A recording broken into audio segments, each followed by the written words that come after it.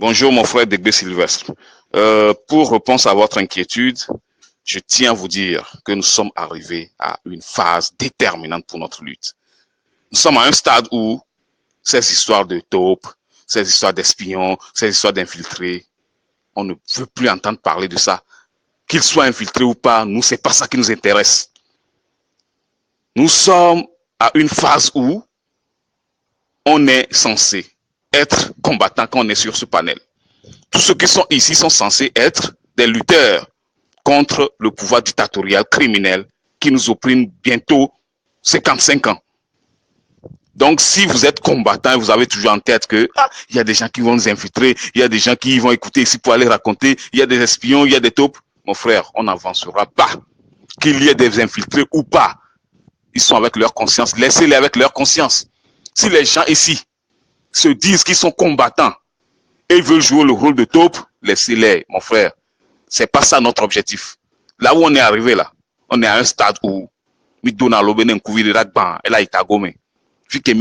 on est là, mon frère, je le dis et je le répète, si quelqu'un veut toujours avoir à l'idée, il y a des taupes, si j'ai dit, ils vont écouter. Donc, il faut sortir du groupe rapidement. Tous ceux qui n'ont pas le cœur et le courage d'affronter ce pouvoir dictatorial qui nous régente depuis bientôt 55 ans, ils n'ont pas leur place ici. Ils n'ont qu'à se retirer eux-mêmes du groupe. Parce qu'on veut passer à la vitesse supérieure. Trop de discours et peu d'action.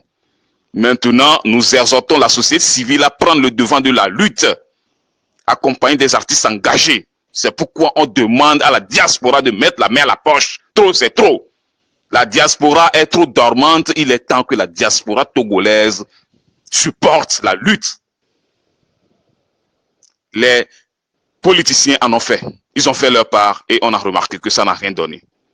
Nous ne sommes pas en train de vilipender notre opposition. Nous ne sommes pas en train de les garer. Ils ont un droit aussi de regard. Ils sont toujours dans la lutte. Mais nous souhaiterons cette fois-ci que les sociétés civiles se mettent devant cette lutte accompagnée des artistes engagés.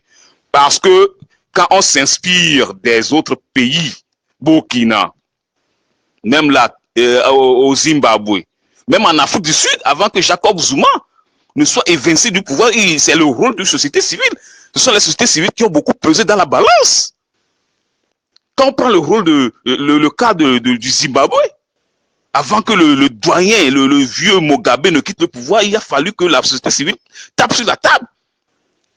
Quand on voit tout récemment, au Soudan, encore moins l'Algérie, même là, hier, en Tunisie, le jeune Mohamed Bouazizi, il a fallu s'immoler devant leur ambassade, leur hémicycle, pour que la société civile se déverse dans la rue. En 24 heures, le dictateur Ben Ali a fui comme un chien la queue entre les pattes. Quand nous prenons encore l'exemple de l'Égypte, le dictateur Hosni Moubarak, quand l'a renversé, c'est le rôle de la société civile. Et quand je prends mon Togo, mon pays, le Togo, c'est triste et c'est regrettable que les politiciens sont devant cette lutte pendant 30 ans, aucun résultat. Pendant 30 ans, aucun résultat. Dans les pays où ça a marché, c'est les sociétés civiles qui ont renversé la tendance.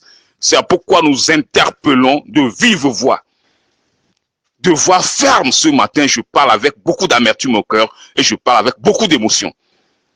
Les sociétés civiles doivent prendre le devant de cette lutte cette fois-ci. Quand les sociétés civiles demandent à notre armée qui veut être républicaine, quand les sociétés civiles leur demandent d'aller arrêter les tenants du pouvoir, à arrêter nos détracteurs, mettez fin à ce pouvoir dictatorial, sanguinaire, criminel, tyrannique, qui opprime le peuple togolais pendant 55 ans. Je crois qu'ils vont le faire. Mais si un parti politique le leur demande, ils ne le feront pas parce que quand on est parti politique, on est censé arriver au pouvoir par les urnes. Mais les urnes au Togo, vous savez ce que ça donne. Les élections togolaises, pendant des années, vous savez ce que ça donne, ce que ça réserve toujours. C'est des élections fraudées, gagnées d'avance. Si vous comptez toujours sur des élections pour opérer un changement, une certaine alternance dans ce pays, vous avez tiré à terre. Ça n'arrivera jamais. Soyez objectifs, soyez réalistes. Regardez les choses de façon claire. Les élections n'arrangeront rien. Les élections ne vont rien réparer dans ce pays. L'option armée, arme contre arme, nous sommes encore loin parce que on n'a pas encore les moyens.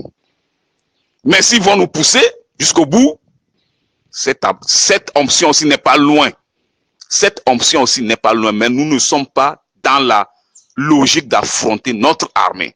C'est pourquoi nous demandons à la société civile de pied ferme de demander à l'armée de mettre fin à ce pouvoir.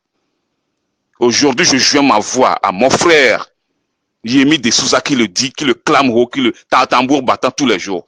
Et aujourd'hui, je joins ma voix à la sienne pour demander à la société civile, de par le monde, toutes les sociétés civiles de la diaspora, nos prochaines manifestations seront tournées vers l'armée togolaise. Toutes les sociétés civiles de la diaspora, vos prochaines manifestations, inscrivez sur vos pancartes, vos banderoles. Nous demandons à l'armée togolaise de mettre fin à ce régime tyrannique dictatorial, criminel qui ne fait qu'opprimer le peuple togolais.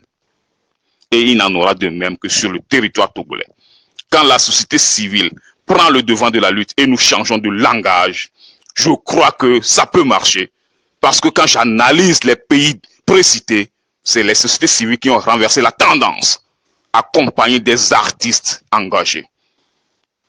Nos artistes, ils peuvent véhiculer à travers leurs concerts, leurs chansons, des messages de prise de conscience, des messages de mobilisation, des messages de rassemblement. C'est pourquoi je demande à la diaspora d'accompagner cette fois-ci la lutte de façon sincère et honnête. Nous en avons marre. Il faut que nous mettions fin à cette histoire. Il faut qu'on conclue, il faut qu'on joue l'épilogue pour la lutte togolaise. Dans quel pays une lutte peut durer pendant 30 ans? C'est de l'incongruité, ça n'existe pas. 30 ans de lutte, sans suite, sans résultat. C'est pas possible. Alors, changeons de lutte, changeons de mentalité, changeons de tactique, changeons de stratégie.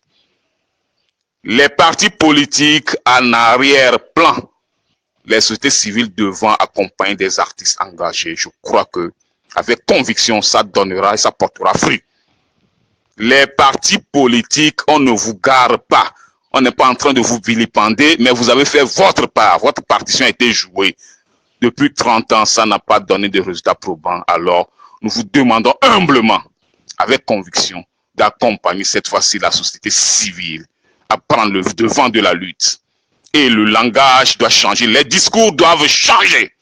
Du sud au nord, nous sommes un et indivisibles. Faut pas que mon frère Kabyé se dise que le jour où le RPT va quitter le pouvoir, je vais me sentir persécuté. Ça n'existera pas, ça n'y est pas. Ce pays nous appartient tous. Nos frères Kabyé sont nos frères togolais. Il n'y a pas un Togolais plus togolais que l'autre. Mon frère Kabyé, je le dis, on vous a vraiment embobiné, on vous a vraiment intoxiqué pendant des années. Tu souffres plus que moi. Tu souffres plus que l'autre. Tu souffres pour tout le monde. Dans ton propre pays, dans le pays natal, bien dans la ville natale, bien dans le village natal du président, les gens manquent d'eau potable pendant bientôt 5 ans. 5 ans de règne. C'est triste. Alors mon frère Kabyé, il est prêt, il est temps que toi-même, tu dises non. Quand on refuse, on dit non. Il est temps que tu dises non à ce régime qui se dit régime de ton fief, mais qui ne fait que te martyriser.